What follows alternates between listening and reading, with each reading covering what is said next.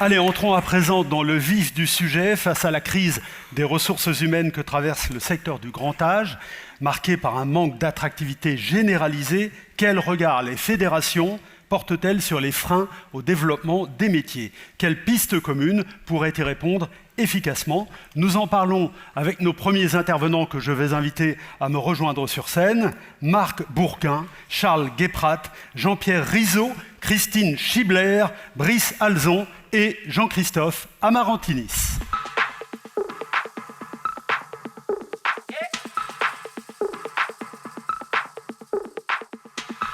Madame, Messieurs, bienvenue. Faisons les présentations. Allez, on va commencer du plus près de moi au plus éloigné. Brice Alzon, vous êtes président de la Fédération du service à la personne. Merci d'être avec nous.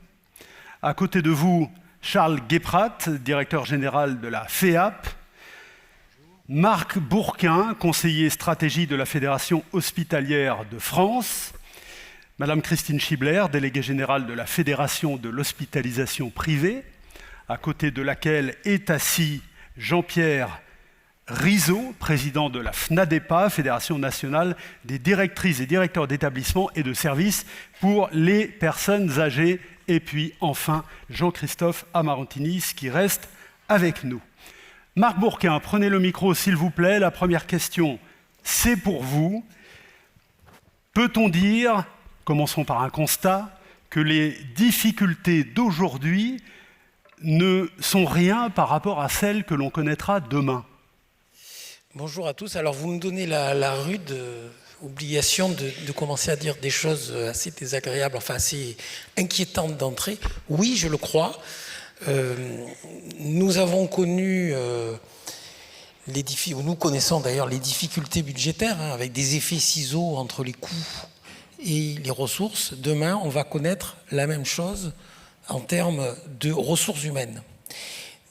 Une croissance très forte des besoins et une réduction des moyens humains, des effectifs, en raison du fait que le vieillissement de la population, c'est pas seulement beaucoup plus de personnes âgées à accompagner, c'est aussi des générations moins nombreuses qui rentrent sur le marché du travail. Donc on a là un défi majeur, les difficultés d'attractivité, et le président Amarantinis l'a évoqué tout à l'heure, que nous connaissons aujourd'hui. Si rien n'est fait, elles seront bien plus dramatiques encore dans les années à venir, effectivement. Alors, soyons très concrets, entrons dans le vif du sujet. Le levier de la rémunération est-il pour vous le plus important? Et sur quels autres leviers faut-il agir? Alors d'abord, il ne faut pas raconter d'histoire. Le levier de la rémunération, il est important. Ne serait-ce qu'en termes de signal donné par la société à la valeur qu'elle donne au travail dans nos métiers. Donc oui, il y a des efforts qui ont été faits, il faut le reconnaître. On a fait une évaluation, alors pour la FHF, pour les établissements publics, mais ça représente quand même une part importante de l'offre, la moitié pour les EHPAD. Les salaires moyens ont évolué de 25% depuis la période Covid. Donc c'est pas rien, 25%, c'est 2 fois plus que l'inflation. Donc il y a eu un effort qui a été fait. Là, encore une fois, je parle du secteur public. Mais évidemment, c'est pas le seul facteur. Et à long terme, c'est effectivement pas le facteur essentiel. Je pense que le facteur essentiel à long terme, c'est le mécanisme de la reconnaissance du travail accompli. Et là, je dirais, il y a plusieurs aspects. Il y a l'aspect management au sens autonomie donnée aux professionnels. Ça, je crois que dans les générations, des jeunes générations, c'est essentiel. Il y a l'aspect, évidemment, promotion professionnelle. Il faut donner le sentiment que ces métiers, ce n'est pas des métiers où on fait toute sa vie la même chose. Il y a la question des technologies. On ne le dit pas assez, mais c'est un sujet aussi pour attirer des nouvelles compétences. Il faut dire qu'on est là dans un secteur où il y a déjà le début d'une révolution technologique. Et pour les jeunes générations, mais pas que, utiliser ces outils numériques, notamment, ou d'intelligence artificielle, ça va être un facteur d'attractivité, non pas pour faire à la place, mais pour valoriser le travail des professionnels et notamment des soignants. Ça veut dire quelles actions faut-il mettre en place dès aujourd'hui? La priorité? Alors, la première priorité, peut-être ça sera dans le désordre, mais on a vraiment besoin d'une politique forte de communication des acteurs, de nous-mêmes, mais aussi des pouvoirs publics. Et je crois que là, le modèle de ce que fait la défense nationale, on voit tous ces publicités qui sont très bien faites dans les rues de nos villes pour se tourner vers les métiers de la défense nationale. Il faut qu'on fasse la même chose. Je rappelle quand même que les budgets consacrés à la défense nationale pour ces politiques de communication sont 10 fois ceux du ministère des Affaires sociales. Donc là, c'est le premier sujet.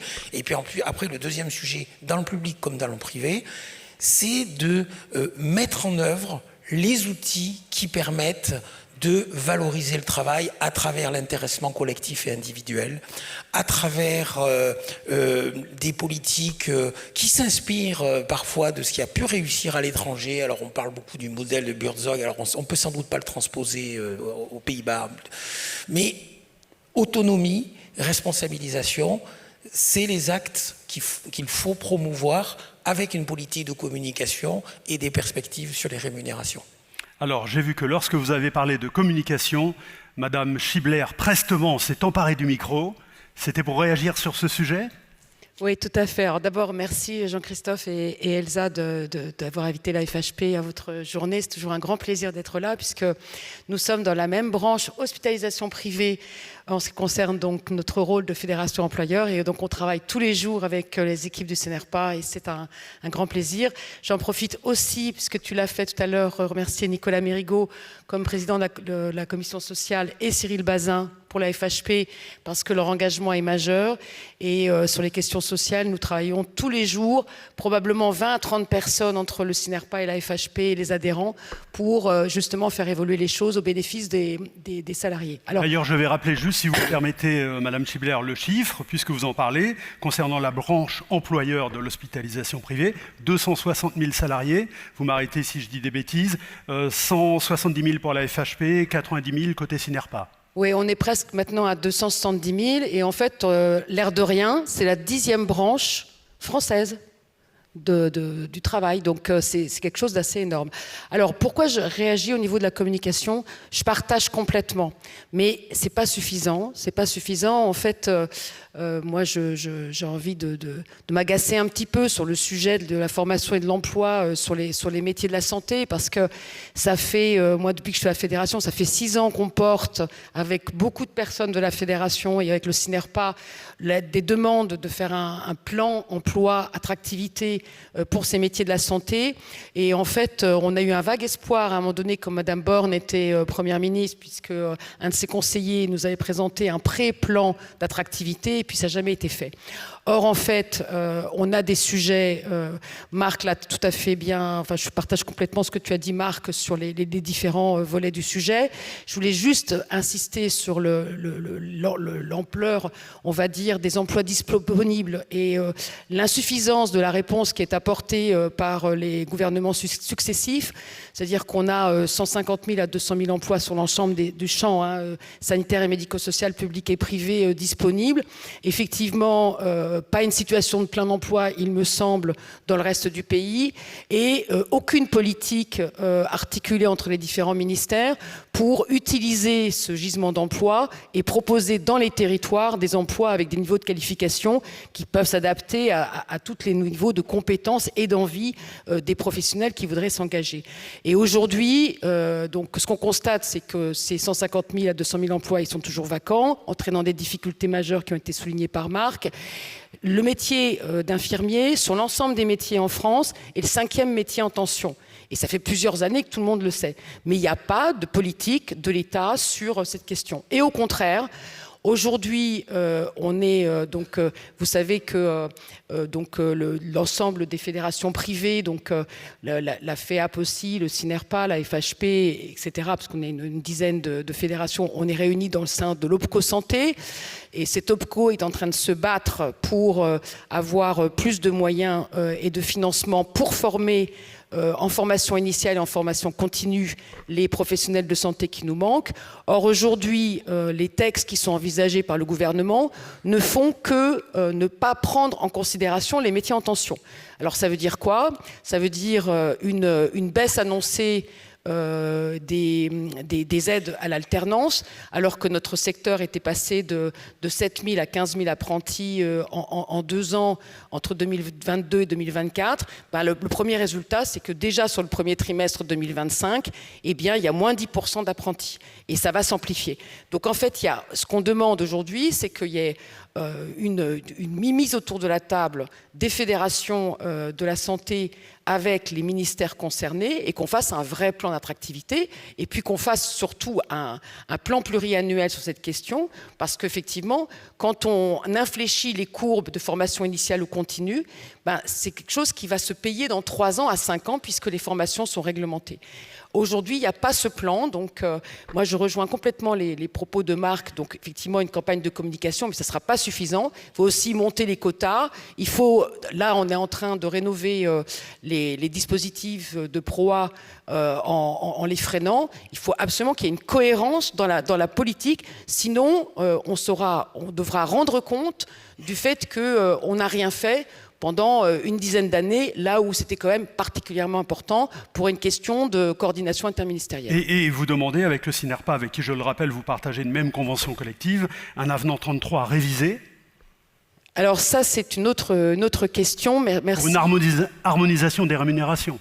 Oui, voilà. Donc en fait, ce qui s'est passé, c'est que le gouvernement a exigé qu'on fasse une classification commune entre le CINERPA et la FHP. Donc, comme la demande est portée aussi entre FEAP et Nexem, mais je pense que Charles en dira un petit mot tout à l'heure, on s'est mis à travailler de façon, je dirais, très assidue pour arriver à signer un accord avenant 33 donc en février 2023. Pendant 2 ans, donc, on a porté une demande de financement puisqu'il y a une condition suspensive pour la mise en application. Et on a juste aujourd'hui une réponse qui n'est pas une réponse à due hauteur des montants qu'on avait demandés. Néanmoins, donc, on va engager des discussions et un dialogue social avec les organisations représentatives des personnels pour un avenant 33 révisé. Et donc, d'ici là, juste un petit message. D'ici là, il ne faut pas mettre en place l'avenant 33 tel qu'il a été signé initialement, puisqu'il y aura un avenant 33 révisé si on y arrive. Et on commence un dialogue social qui va se révéler ardu, comme vous le savez. Charles Guéprat, je rappelle que vous êtes le directeur général de la FEAP. C'est tout le modèle de financement qu'il faut revoir ? Oui, alors d'abord, merci beaucoup de nous donner la parole. Effectivement, il y a vraiment un sujet dans l'attractivité du modèle PNL, donc du privé solidaire. Déjà, de dire qu'il faut qu'on arrive à se battre à peu près tous avec les mêmes armes et donc de travailler sur l'équité de traitement des différents secteurs. C'est-à-dire que si on a les mêmes missions, on doit avoir à peu près les mêmes rémunérations en tant qu'établissement. Je ne parle pas des salariés, puisque les conventions collectives permettent justement d'avoir une souplesse et une autonomie dans la gestion des carrières et des parcours professionnels. Mais il est important qu'on ait déjà entre secteurs, le secteur public, le secteur privé solidaire en particulier, des rémunérations qui soient communes, puisque aujourd'hui, c'est une concurrence ardue sur le peu de ressources disponibles, on le disait, qui s'opèrent sur le terrain. Et on le sait très bien, 150 ou 200 euros mensuels, ça change tout pour des salariés qui sont assez proches du SMIC. Ensuite, sur le sujet de l'attractivité, effectivement, Christine le disait, il faut aussi travailler sur la fluidification des parcours, la reconnaissance des valences, du management, et c'est tout le sens d'une réforme assez profonde du modèle conventionnel, en tout cas du côté de la FEAP et de ses 350 000, 380 000 salariés, que nous essayons de travailler. Et là encore, je dirais que ce travail il doit se faire dans la confiance et puis avec une certaine visibilité donnée par les pouvoirs publics sur ce qu'on est capable de s'offrir aujourd'hui, demain, et dans un temps long, et dans la perspective effectivement d'un rehaussement continu du besoin sur les secteurs du grand âge qui s'arrêtera peut-être en 2050, mais qui va progresser de 2030 à 2050 de manière totalement continue. Or, nos modèles, ils sont obsolètes aujourd'hui, ils sont très basés sur des référentiels un peu anciens, l'ancienneté, le diplôme comme reconnaissance ultime de la rémunération et pas forcément les acquis professionnels qui sont faits au cours de la carrière ou les positions qui sont prises. Le manque de fluidité, on ne paye pas exactement de la même façon dans le domicile, à l'EHPAD, à l'hôpital pour ce qui nous concerne, puisqu'on a évidemment tous les secteurs, sans même parler du secteur social. Et si on veut rehausser cette attractivité, il faut travailler aussi sur l'ensemble de ces mécanismes. Et il y a l'enjeu de la QVT, la qualité de vie au travail. Hein. Vous souhaitez mieux prévenir, vous souhaiteriez qu'on prévienne mieux les risques professionnels. Je crois même que vous voulez vous inspirer de ce qui s'est fait dans le BTP. Exactement. On est une des branches les plus sinistrées en termes de sinistralité qui existe aujourd'hui en France. Alors, tu disais dans les 10 premières branches, là on est dans le top 1 des branches les plus sinistrées. Alors évidemment, pas comme dans le BTP, on n'a pas des accidents corporels graves tous les jours, quoique, il y en a aussi. Hein. Les gens qui se déplacent beaucoup ont des accidents de trajet. Et ça retentit sur l'image qu'on donne à l'extérieur de gens qui ne connaissent pas ou peu. Et il faut absolument travailler sur la prévention des risques, sur la qualité de vie et les conditions de travail. Et effectivement, le BTP y arrivait, avait une sinistralité qui était très forte, a mis en place un organisme paritaire de prévention, il a mis des ressources assez considérables, que ce soit l'État, que ce soit les employeurs, avec l'appui des fédérations, et a permis, toutes ces actions ont permis de diviser par 2 la sinistralité. Donc c'est pas une fatalité en fait. Tout ce qui tourne autour de l'épuisement professionnel, des RPS, ça peut être travaillé et on peut retourner la tendance pour montrer qu'on est une branche ou une fédération d'employeurs bienveillants et que travailler dans nos secteurs, comme on montrait le film qui est sans doute un petit peu idéalisé quand même, mais permettre d'avoir un cadre professionnel qui soit tout à fait satisfaisant. Jean-Pierre Rizot, alors que la pénurie des soignants dans les EHPAD est bien connue, il est un problème moins visible, mais tout aussi préoccupant, c'est la détresse et le désengagement croissant des directeurs d'établissement. Alors, peut-on parler de cette enquête RH que vous faites 2 fois par an auprès de vos 1600 adhérents ? Oui, merci beaucoup. D'abord, merci à Jean-Christophe et Elsa pour cette invitation qui me permet en effet de porter la voix des 1600 directrices et directeurs adhérents à la FNADEPA. En effet, nous avons pris l'habitude de solliciter nos adhérents et de leur demander, au fond, quelles étaient leurs réalités, à la fois du point de vue RH et du point de vue économique. Et vous avez raison, en septembre dernier, on a constaté, et ça c'est une vraie inquiétude pour nous directrices et directeurs, que 60% d'entre eux envisager même à court terme de quitter ce secteur-là et ces métiers-là. Ce qui nous interroge évidemment sur les conditions.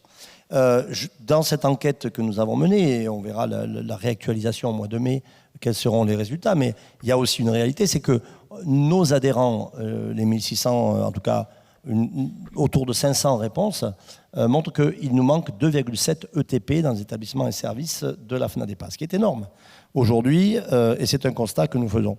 Et que les conséquences, effectivement, de ce manque de personnel, c'est qu'au fond, on a quelques adhérents qui ont été contraints de geler les admissions. C'est une situation aujourd'hui qui est effectivement extrêmement critique dans le modèle de financement des établissements, et des services à domicile, qui est aussi une situation extrêmement critique, qui n'ont pas été en capacité d'assumer l'intégralité des plans d'aide APA ou PCH. Donc vraiment des effets concrets sur la vie des personnes âgées accompagnées. Et quelles sont les causes ? Alors les causes, elles sont celles que mes petits camarades ont évoquées, c'est-à-dire qu'on voit bien un manque d'attractivité pour ces métiers-là.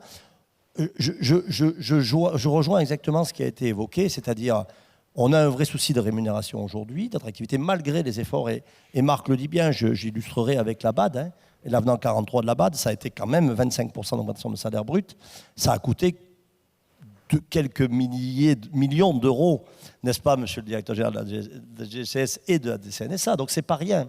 Simplement, ça a été un coût, finalement, une forme de réajustement à un instant T qui, aujourd'hui, est déjà essoufflé. Les nouveaux collaborateurs et nouvelles collaboratrices qui rentrent dans les services à domicile, qui sont plutôt, je le dis, associatifs à la FNADEPA, mais mes collègues pourront évoquer le sujet, sont aujourd'hui plus concernés par l'effet magique, un peu magique, je le dis, de l'avenant 43 de la BAD. Et donc, il y a un vrai sujet aujourd'hui de continuité, au fond, dans les rémunérations, mais mes collègues l'ont dit, donc j'y reviens pas. Ça, c'est une vraie réalité, un problème d'attractivité, un problème de reconnaissance de ces métiers-là. Je redis quand même, ça n'a pas été évoqué, je crois que On souffre dans nos EHPAD aujourd'hui d'un manque de personnel et nous redisons à la FNADEPA, mais on n'est pas les seuls, qu'il faut augmenter le taux d'encadrement au sein des établissements. Ça me semble essentiel de le redire. Alors, évidemment, il peut y avoir une forme de paradoxe là-dedans, en disant, vous n'arrivez pas déjà à remplir les effectifs qu'on vous autorise, et vous en voulez plus. Et moi, il fut un temps où une ministre m'avait dit ça, et ça m'avait fait bondir, parce que je pense que c'est la poule et l'œuf, et qu'il faut commencer par quelque chose, et que commencer par quelque chose, ça veut dire véritablement investir massivement dans la valorisation des métiers. Je conclurai juste ça, c'est pour regarder les 3 minutes qui me restent, M. Ruot, puisque j'ai bien noté, le président Amarantinis me l'a rappelé. C'est vrai que l'esprit de synthèse est toujours fort apprécié, n'est-ce pas, dans les tables rondes. Je vous en remercie. Donc juste sur ce sujet-là, pour dire quand même que, c'est tous les professionnels des EHPAD qu'il faut aujourd'hui, c'est toutes les équipes pluriprofessionnelles qu'il faut revoir. On a besoin en établissement, bien sûr, de soignants, mais pas seulement. À la FNADEPA, nous disons toujours que les EHPAD sont d'abord des lieux où l'on vit et qu'il y a véritablement besoin de reconstruire des métiers nouveaux, de construire des actions nouvelles. Et je conclurai ainsi, parce qu'effectivement, je rejoins ce qui a été évoqué. Je voudrais juste vous livrer peut-être un point qui me semble important. Comment est-ce qu'on fabrique de l'attractivité dans nos métiers, de la reconnaissance et aussi une forme de culture commune. La semaine dernière, nous étions en congrès à la FNADEPA, à La Rochelle, c'est pas tout à fait à côté, et j'ai eu l'immense bonheur de remettre un prix, puisque la FNADEPA remet un prix à une action particulièrement innovante. Et au fond, je vous raconte l'histoire, c'est l'histoire d'un EHPAD associatif de la région de Montpellier, pas de la région de Montpellier, mais de Montpellier, qui à un moment, avec son équipe, l'équipe complète, l'ensemble des salariés, pas seulement l'animatrice, mais l'ensemble des salariés, se dit on va fabriquer quelque chose d'innovant et de courageux.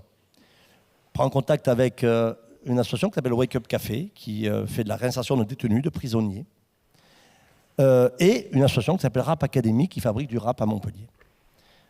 Imaginez-vous le format, le schéma, pendant 6 mois, des résidents de l'EHPAD, des équipes, des professionnels de l'EHPAD, des détenus qui sortent de prison de la maison d'arrêt de Villeneuve-les-Maguelones et qui passent une après-midi à l'EHPAD et avec un rappeur professionnel, vont fabriquer un clip de rap qui s'appelle Mots croisés, qui s'engage fortement sur la citoyenneté, sur l'engagement, et pour le coup, on met 3 invisibles ensemble. Le rap, c'est une niche. Les détenus, ce sont des invisibles, et aujourd'hui, des EHPAD, ce sont aussi des invisibles. Et fabriquer cette action-là, et je sais que dans cette salle et ailleurs, et au sein de notre réseau, tous s'engagent fortement là-dedans, ça construit des conditions d'attractivité. Ça ne se fait pas tout seul, ça ne suffit pas, ça n'empêche pas l'ensemble des engagements qui sont les nôtres à titre de président de fédération, mais ça construit aussi des conditions concrètes d'engagement, d'attractivité et de sens. Je vous encourage à aller voir Mots croisés, c'est sur YouTube, et c'est un bel exemple à la fois d'engagement et d'attractivité des métiers aussi. Merci. Brice, vous voulez dire quelque chose là-dessus, Brice? Non, Non. Ah bah, vous avez deviné que j'allais vous donner la parole. Bravo. Bravo, effectivement. Je rappelle que vous êtes le président de la Fédération du service à la personne. Alors, concernant le secteur du domicile, mais ça n'est pas nouveau, oserais-je dire, vous aimeriez que le taux de l'APA soit relevé. Redisons-le. Entre autres. Je tiens tout d'abord à vous remercier pour votre invitation. Donc, cher président, un grand merci pour ton invitation et également, cher Nicolas Urtiger et également Elsa. C'est un grand plaisir en tant que président de la FESP d'être parmi vous à votre congrès. Et d'ailleurs que vous étiez aussi présent il y a quelques semaines, il y a 2 semaines, aussi à notre congrès sur nos 20 ans de notre fédération de service à la personne. Juste d'ailleurs une petite parenthèse, parce qu'on parle beaucoup de sigles en fédération avec des F et des S, etc. Et on s'embrouille un peu. Donc juste pour ceux qui ne nous connaissent pas, la FES, c'est la Fédération des entreprises de services à la personne dans sa globalité, sur les 26 métiers allant de la petite enfance, les crèches, micro-crèches, tout ce qui est vie quotidienne dont on parle pas mal et dans la presse en ce moment, le ménage, jardinage, etc., jusqu'à la personne âgée. Et à ce titre, je tiens vraiment à souligner les liens et la proximité que nous avons avec le Synerpa à domicile, fait Nicolas, et le travail pointu, professionnel, vraiment et politique qui fait au sein des NAO, vous savez, tout ce qui est négociation sur les rémunérations et les salaires, qui est entre autres, et tout ce qu'on fait donc conjointement donc, en politique pour nos salariés et nos entreprises. Pour rappel, on est quand même un secteur qui pesons 1 200 000 salariés, avec un potentiel, avec le virage et domiciliaire que vous avez tous en tête, avec potentiellement 500 000 recrutements en plus et dans notre filière. Donc on a donc des enjeux extrêmement importants et c'est vraiment précieux de voir comment on arrive à travailler en inter-fédération. Il faut vraiment le souligner ici au sein de votre congrès Grand H, c'est très important. Évidemment, on a conjointement 2-3 combats que j'aimerais vous rappeler. L'APA, et vous avez entièrement raison, aujourd'hui on a un APA qui est à 24,58, sachant que le coût de revient pour toutes nos entreprises et associations, on a bien vu qu'on est entre 30 et 32, donc il y a un reste à charge pour le bénéficiaire qui parfois n'est pas supportable. Et il y a d'ailleurs toute cette logique de CEPOM par certains départements qui imposent dans des conditions à ce taux de 24,58 qui est trop bas et qui fait qu'aujourd'hui nous avons des taux de liquidation dans les entreprises de services à la personne qui est depuis 2 ans largement au-dessus de la moyenne et des années précédentes. Un autre point aussi extrêmement important et sur la pérennité de nos entreprises, c'est ce blocage sur les appels à projets dans les départements depuis 2 ans où nous n'avons plus la liberté d'entreprendre pour aller avoir donc des autorisations. C'est extrêmement compliqué aujourd'hui pour des réseaux de franchise de pouvoir proposer des offres et même pour juste des personnes. Il y a des départements qui ne lancent pas du tout d'appel à projet. Ah mais c'est pas donc des départements, c'est France entière. En fait, c'est un carnage absolu. C'est une hécatombe et c'est vraiment scandaleux depuis maintenant 2 ans, 3 ans. C'est complètement bloqué et il faut absolument, de façon urgente, arriver à débloquer ça pour que nos entreprises puissent avoir cette dynamique entrepreneuriale et qu'on puisse avoir la même logique de bien vieillir, où qu'on soit en France aujourd'hui, et dans quelles que soient les régions et les départements. Qui sont les meilleurs élèves ? Ils sont tous mauvais. Donc voilà. Non, mais tout le monde a perdu. C'est simple, efficace. Mais voilà. Non, mais vous voyez, si vous voulez avoir des choses qui fâchent et qui tâchent, par exemple, vous me demandiez par rapport au taux APA tout à l'heure, il y a encore même des départements qui nous remboursent en dessous du taux légal. Il y a un département juste à côté, donc limitrophe. On a fait un combat conjointement avec eux. On a gagné la semaine dernière juste pour qu'ils payent au taux légal. Donc ils étaient en dessous du taux nominal. Voilà. Donc en tous les cas, merci à vous tous. Merci, cher président. Et je reste à votre disposition pour ces combats qui sont extrêmement importants pour le futur des Français. Jean-Christophe, on constate que quels que soient les statuts, vous avez tous le même combat. Alors, écoute, malheureusement, je ne vais pas être très original.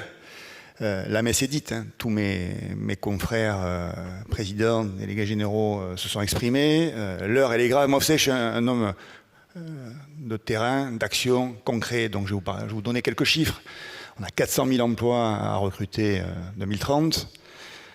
Si vous avez entendu les éléments que je vous ai donnés lors de mon discours, on a des départs à la retraite anticipés dans les 3 prochaines années. On a identifié 18 000 postes qu'il va falloir remplacer. Donc je pense vraiment que maintenant, il est urgent qu'avec les administrations, avec les élus, nous soyons entendus et que nous trouvions des solutions qui, comme je le dis à chaque fois, ne sont pas forcément des solutions coûteuses. Hein. On a des sujets de simplification que l'on demande, notamment, ça fait plusieurs années qu'on explique à qui veut bien nous écouter que nos personnels, notamment soignants, sont submergés par des tâches administratives qui ne leur incombent pas, qui ne nécessitent pas une responsabilité soignante. Et il faut pouvoir, dans nos forfaits soins, intégrer toute une série de nouveaux professionnels, des secrétaires médicales, des préparateurs en pharmacie, qui viennent décharger ces professionnels de santé qui n'en peuvent plus, qui sont au bout. Et c'est en commençant comme ça à prendre soin du stock en place, qu'on va réussir à créer une nouvelle dynamique, à créer des conditions de travail moins pénibles. Un regard mauvais aujourd'hui sur ces établissements qui finalement n'a pas lieu d'être. Donc en travaillant un peu la simplification juridique et en aménageant les forfaits soins, on doit pouvoir trouver des solutions, encore une fois à moindre coût pour la collectivité. Je vous parlais d'action, c'est quand même une première. On est tous réunis, tous les présidents de fédérations, du sanitaire, du public, de l'associatif, du domicile, le représentant des directeurs d'établissements d'enfance. Excusez-moi, messieurs les représentants des administrations, on est là. Donc il faut que vous écoutiez notre message. On n'est pas là pour prêcher la bonne parole pour nos confédérations. On est là pour vous remonter les difficultés de terrain de nos équipes. Il y a une urgence. Il faut que vous preniez en considération nos revendications, nos réclamations. On sait, vous savez, que en 2030, nous allons avoir plus de 50% de personnes âgées de plus de 75 ans qui vont arriver sur le territoire, dans le champ du domicile, dans le champ d'établissement. Et donc, si on ne prend pas la mesure de cette vague qui va arriver, on va droit dans le mur. Donc il faut vraiment que collectivement, je vous tends la main, nous travaillons ensemble pour que, à l'occasion des prochaines présidentielles, quel que soit le candidat qui va sortir du suffrage, nous puissions l'accompagner, lui faire de la pédagogie et préparer au QG de campagne tous les messages que nous devons faire passer, toutes les actions importantes que nous devons développer, parce que 2030, c'est demain, c'est après-demain, et il faut vraiment qu'on trouve une solution rapidement. Et on a plein de solutions dans nos fédérations, je ne vais pas les déployer, je ne vais pas les développer, ça ne sert à rien. Bon, tous nos adhérents, tous nos administrateurs le savent, on est prêt à... enfin, pas qu'on est prêt, on travaille ensemble et on a nos plateformes présidentielles qui sont prêtes. On s'est même d'ailleurs, première aussi, adossé au MEDEF, dans le cadre des acteurs de santé, pour travailler en concertation, en coordination avec tous les patrons de fédé, dans tous les métiers de la santé, du social, du médico-social. Et donc là aussi, on est allé chercher des appuis au niveau du patronat. Donc l'entreprise est force de proposition, il faut la laisser s'exprimer, il faut la laisser créer, il faut la laisser innover et il faut surtout l'écouter et lui faire confiance. Vous pouvez compter sur nous. Voilà ce que j'avais à dire en synthèse. Mon cher Christophe. Merci Jean-Christophe. Avant de finir, 2 questions précises, sur des points précis qui appellent, j'espère, des réponses courtes. S'il vous plaît, Jean-Pierre Rizot. D'abord, on a parlé des conditions de travail. J'imagine que l'IA, l'intelligence artificielle, c'est le sujet du moment, peut vous aider. D'ailleurs, Marc Bourquin a parlé des intérêts que peut apporter la technologie, des atouts. Par exemple, pour optimiser la planification des équipes, j'imagine que l'IA peut être une aide. Oui, c'en est une, mais en effet, aujourd'hui, la plupart des logiciels de planification sont déjà en barque de l'IA. Ça doit l'être encore de plus en plus, mais ça doit être toujours l'IA au service de l'humain, au service d'une vraie logique. Moi, j'adore les outils lorsqu'ils servent une cause, et lorsqu'ils servent une cause extrêmement cohérente aussi. Vous savez, la planification aujourd'hui à domicile, pour parler de celle-ci par exemple, c'est une planification qui repose d'abord sur des relations interpersonnelles. Et ça, les relations interpersonnelles, il n'y a que des responsables de secteur et assistants de secteur qui connaissent véritablement ce sens-là. Donc l'IA, oui, mais pas n'importe comment. Marc Bourquin, un sujet qu'on n'a pas évoqué, vu la pénurie, peut-être faut-il avoir l'honnêteté de dire qu'il faudra faire appel à des travailleurs étrangers. Oui, c'est indispensable, et ça se fera. Attention à 2 pièges. Un, ça ne doit absolument pas suppléer à la démarche d'attractivité. Et deuxièmement, ne croyez pas que le réservoir est inépuisable. Regardez la démographie dans presque tous les pays du monde. Il va falloir aussi être attractif pour ces personnels étrangers, sinon ils ne viendront pas. C'est aussi simple que ça. J'entendais il y a 2 jours, le taux de fécondité, le nombre de naissances dans un pays comme la Turquie ou dans certains territoires en Inde est inférieur à celui de la France. Donc il faudra être attractif si on veut des travailleurs étrangers. Et donc ça renvoie à tout ce qu'on vient d'évoquer depuis tout à l'heure. Merci beaucoup, madame, messieurs, merci infiniment. Je vous laisse regagner la salle sous les applaudissements.